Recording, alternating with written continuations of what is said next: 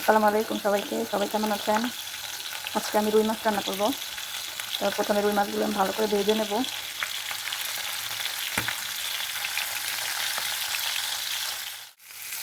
মাছগুলো ভাজা হয়ে গেছে, এখন তুলে নেব।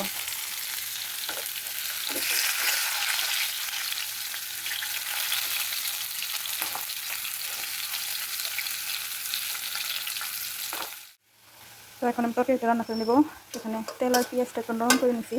এর মধ্যে এখন আদা রসুন দিয়ে দেবো। আদাটা একটু ভাজা ভাজা করে নিই।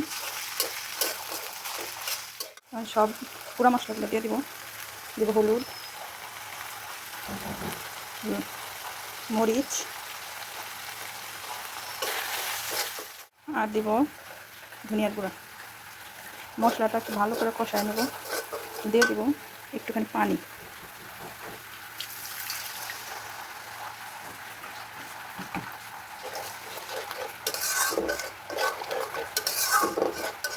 মশলাটা আরও ভালো করে কষিয়ে নিই। আমার মশলাটা কষানো হয়ে গেছে। এখন এর মধ্যে আমি সবজিগুলো দিয়ে দেবো। আজকে আমি কাঁচা কলা দিয়ে রুই মাছ রান্না করবো।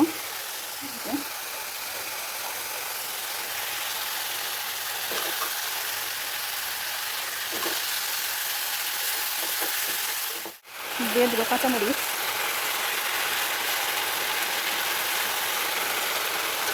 কাঁচা কলা, আলু ভালো করে কষাই নেব। ভালো করে কষিয়ে নিয়ে এর মধ্যে পানি দিয়ে দিয়েছি। এখন মাছগুলো দিয়ে দেবো, ভাজা মাছগুলো।